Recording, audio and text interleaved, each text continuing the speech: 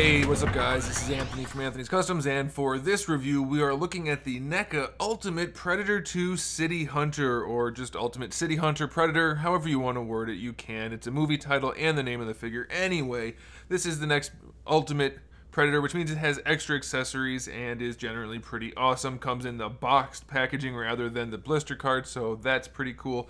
And it's just covered with paint and details as we've come to expect. So let's go ahead and get it off the stand and take a closer look. This guy stands just about 21.5 centimeters, give or take, depending on how you have some of the parts aligned, like his neck, which makes him just about 8.5 inches, just shy of that actually. So he's definitely got some size to him, and he's got a price point of around $25.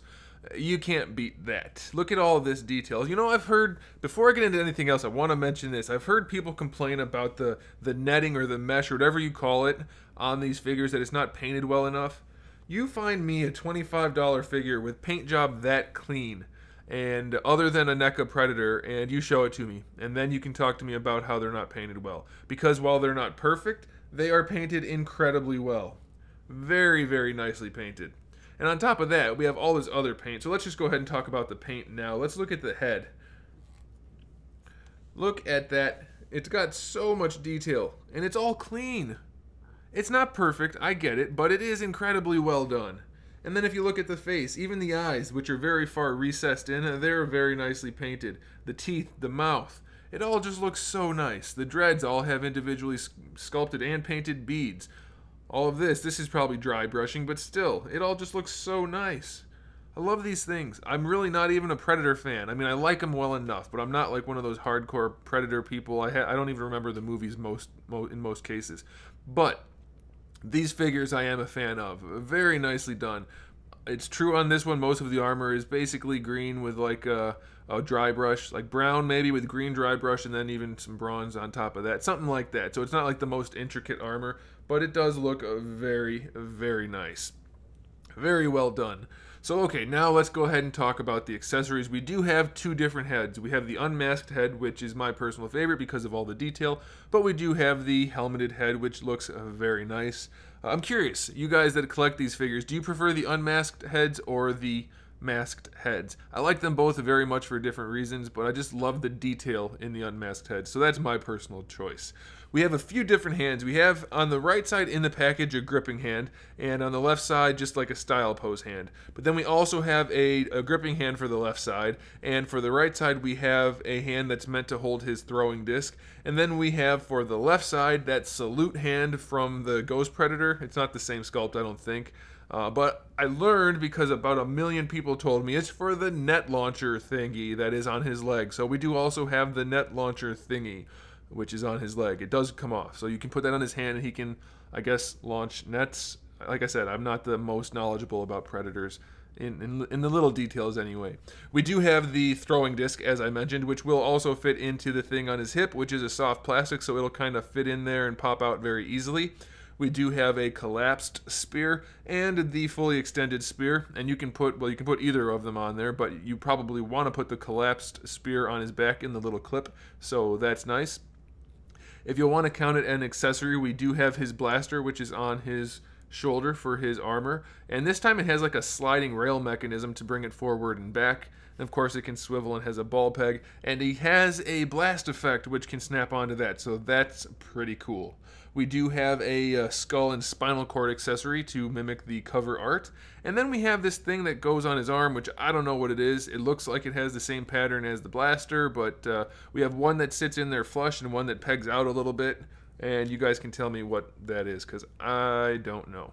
Okay, so that does it for accessories. So he's got a nice batch of them. So let's talk about the articulation. Let's see if I can pop the... Yeah, I can. Head comes off very easily. So you just have a ball peg with... It's essentially just a straight peg up here. Now it looks like the paint's flaking off, but that's actually the black paint from the body on there. So I guess it's mostly just going to rotate, because you don't really get much range out of that, but I think that's enough.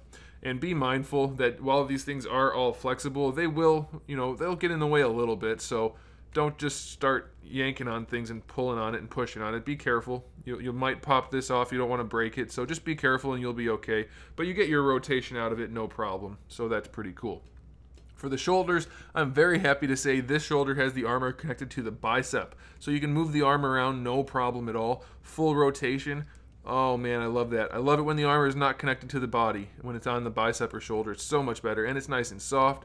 You have this gap underneath the main armor, so you can tuck it in if you want to, which does afford you pretty good range. But if you want to, you can pull it out and let it bunch up a little bit, and you get even better range. You can bring the arm better than horizontal, so I like that a lot. So ball hinge shoulder, if you couldn't tell. This side, it's a little bit more limited. This is part of the main torso armor, so even though it's kind of big, it could potentially get in the way, and this piece is actually connected to the ball hinge itself of the shoulder. But you still get just a little bit better than horizontal, so I am a-okay with that. I think that looks pretty good. It works nicely. Of course, your rotation will be limited by this piece up here, but you can still get the arm up all the way, and of course you can bring it back if you want to. Double jointed elbows on both sides, which are perfectly fine, of course. No issues there. And you have your swivel in the forearm, as you would expect, so you can move that around as needed. You do have a flip-down monitor pad thingy, whatever these things are called. Detonator. I heard somebody call it a detonator. I know they use it. In the first movie, he used it to blow himself up. So there's that thing. And it is painted this time. The little symbols are painted, so that's cool. He does have one of my favorite features that the Predators have, which is the extending blades. It's pretty common for these guys, but I love it. Every time it's available, I get a little bit excited. Yeah, I don't know what it is, but I like that they can go from normal size to even more vicious size. So that is a nice option. The hands, if you haven't figured it out by now, are on ball pegs at the wrist, so they're all interchangeable, and they move around pretty well. They don't have the best range, but it's enough.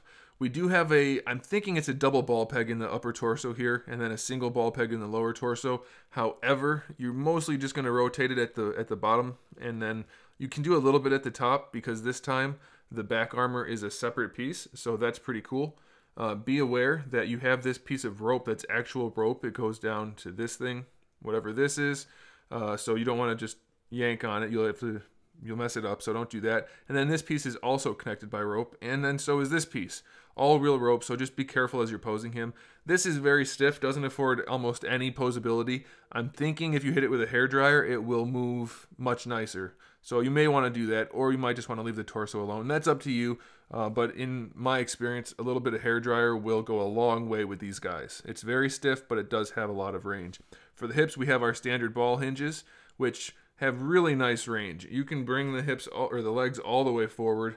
You do get a little bit of a gap in the butt because his butt is a separate piece on top, but I guess that's okay because you have to be able to move it somehow. They go back pretty far, so if you want to put them in like a running or diving pose, you can.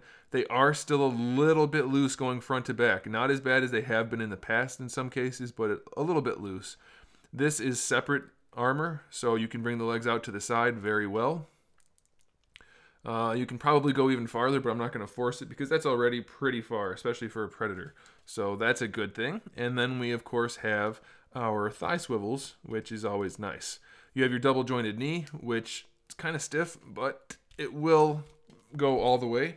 I don't think I've ever had, well, that's not true. I was going to say I've never had a double jointed knee problem before, but I have. So it's nice that these work. So that was on a Spider UK figure, I think, if I remember correctly. And then we have our ankle ball peg, which actually it's a little stiffer than normal, but it has a little bit better range. You can see he's got pretty good ankle rocker action there. So I like that a whole bunch, which also means you can bring the foot pretty far forward and a little bit farther back than normal. So plenty of posing options there. So I have to say, this guy, he's definitely not my favorite Predator. I'm not a huge fan of the second movie.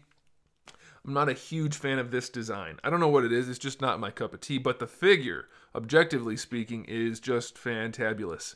I like it a whole bunch. And if you're a Predator guy, you're going to like it a whole bunch. If you're a NECA guy, you're going to like it a whole bunch. And if you just like good figures, then you're going to like it a whole bunch. So you might want to check it out. It is available at Big Bed Toy Store, so check out the link in the description below.